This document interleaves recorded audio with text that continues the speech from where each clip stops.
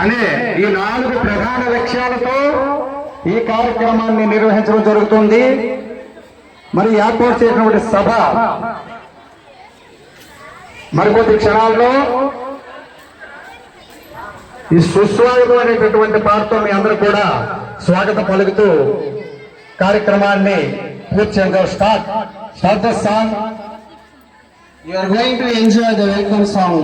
All the parents and great